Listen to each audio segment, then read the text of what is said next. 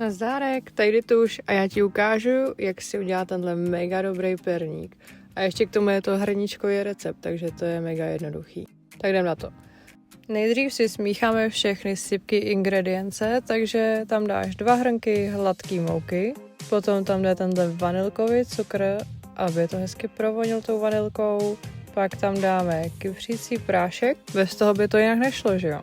Pak tam jde skořice, ta nám to taky krásně provoní, dá tam tomu tu perníkovou chuť, dám tam 1 lžičku, potom tam jde perníkový koření, toho dávám jenom půlku lžičky, protože ho moc extra nemusím, je takový moc výrazný. Pak tam jde kakao, toho dávám 3 polívkové lžíce, je tam moc chutná, mám radši kakaovější perníky. Potom tam dám cukr krystal, to jde jenom hrnek a pak to hezky zamícháš, ať se to všechno propojí.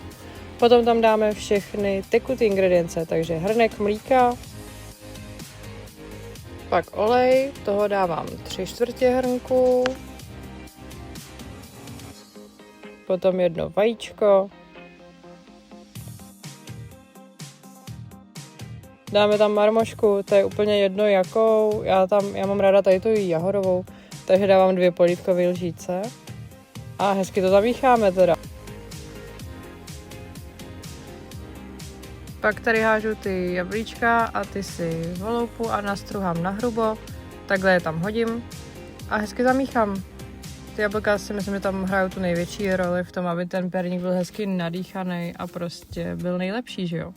Teď si ten plech vymažem normálně olejem a vysypu to vlastně kokosem.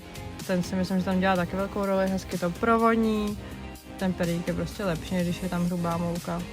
Takhle to hodím a je hotovo. Teď jdou na řadu hrušky. Ty si nakrájím takhle na proužky, hezky si to ozdobím, ať to nějak vypadá a dám tam ještě vlašáky. A nakonec, potom co je ten perník upečený, já ho peču na 175 stupňů na nějakých 50 minut a pak to takhle vlastně na konci hezky pomeduju. A to je ode mě všechno, tak snad si tenhle perník uděláš a bude chutnat celý rodině. Čus!